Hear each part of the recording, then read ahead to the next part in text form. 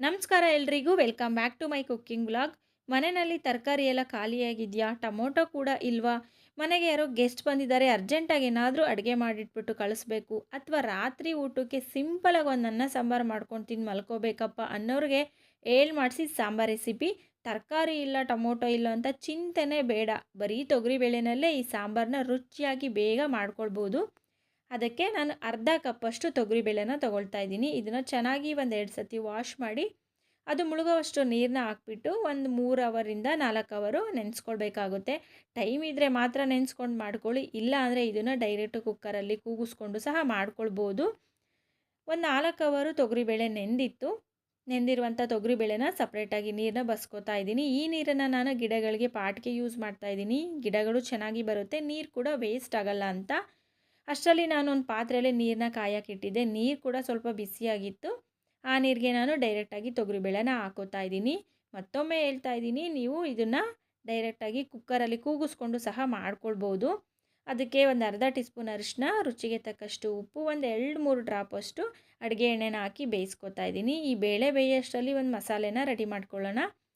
ನಾನು ಒಂದು ಪ್ಯಾನ್ನ ಇಟ್ಬಿಟ್ಟು 1 ಟೀ ಸ್ಪೂನಷ್ಟು ಜೀರಿಗೆ, ಒಂದು ಅರ್ಧ ಟೀ ಸ್ಪೂನಷ್ಟು ಮೆಣಸು, ಹಾಗೆ ಒಂದು 1/4 ಟೀ ಸ್ಪೂನಷ್ಟು ಮೆಂತ್ಯ, ಇದಿಷ್ಟನ್ನು ಹಾಕಿ ಸ್ವಲ್ಪ ನಿಧಾನಕ್ಕೆ ಚಿಕ್ಕ ಉರಿ ಇಟ್ಕೊಂಡು ಫ್ರೈ ಮಾಡ್ಕೊತಾ ಇದ್ದೀನಿ.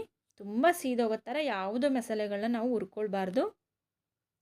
ಸ್ವಲ್ಪ ಇದು ಬಿಸಿ ಆದರೆ ಸಾಕಾಗುತ್ತೆ. ತುಂಬ ರುಚಿಯಾಗಿರುತ್ತೆ ಈ ಸಾಂಬಾರಂತೂ. ಮುದ್ದೆಗೂ ಹೊಂದ್ಕೊಳ್ಳುತ್ತೆ, ಅನ್ನಕ್ಕೂ ತುಂಬ ರುಚಿಯಾಗಿರುತ್ತೆ, ಬೇಗ ಮಾಡ್ಕೊಳ್ಬೋದು.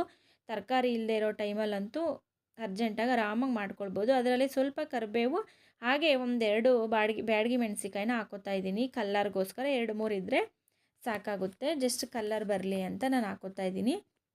ಹುರಿದಿರುವಂಥ ಮಸಾಲೆನ ತಣ್ಣಗೆ ಹಾಕಿಟ್ಟಿದ್ದೀನಿ. ತೊಗರಿಬೇಳೆ ಕೂಡ ಬೇಯ್ತಾ ಇತ್ತು.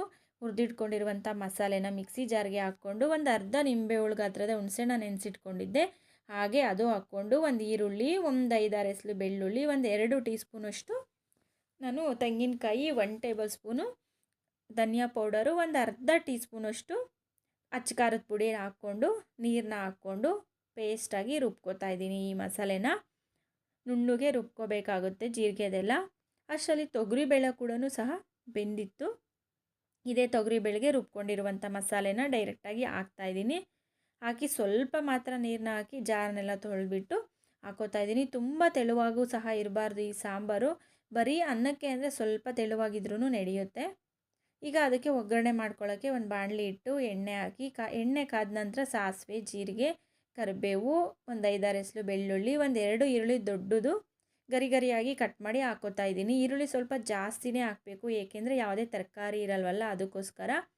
ಒಂದು 2 ಬ್ಯಾಡಗಿ ಮೆಣಸಿಕಾಯಿ ಸಹ ಹಾಕೋತಾ ಇದ್ದೀನಿ. ಒಂದು ವೇಳೆ ಸಾಂಬಾರು ಈರುಳ್ಳಿ ಇತ್ತು ಅಂದರೆ ಅದನ್ನು ಹಾಕ್ಕೊಂಡ್ರೂ ಕೂಡ ತುಂಬ ರುಚಿಯಾಗಿರುತ್ತೆ, ಇನ್ನೂ ಚೆನ್ನಾಗಿರುತ್ತೆ, ಇದ್ದರೆ ಹಾಕ್ಕೊಳ್ಳಿ.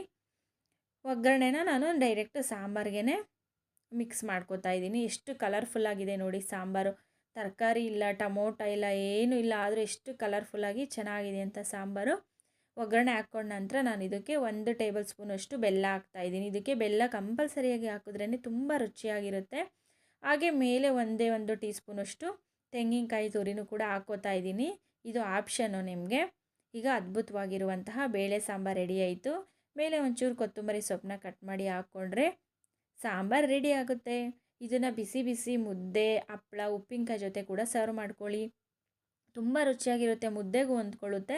ಮುದ್ದೆಗೆ ಅಂದರೆ ಸ್ವಲ್ಪ ಗಟ್ಟಿಗೆ ಮಾಡ್ಕೋಬೇಕು, ಅನ್ನಕ್ಕೆ ಅಂದರೆ ಸ್ವಲ್ಪ ತೆಳುವಾಗಿದ್ರೂ ನಡೆಯುತ್ತೆ. ಹಾಗೆ ಬಿಸಿ ಬಿಸಿ ಅನ್ನ, ಆ ತುಪ್ಪ ಹಾಕ್ಕೊಂಡು ತಿಂತಾಯಿದ್ರೆ ಏನು ಮಜಾ ಅಂತೀರಾ.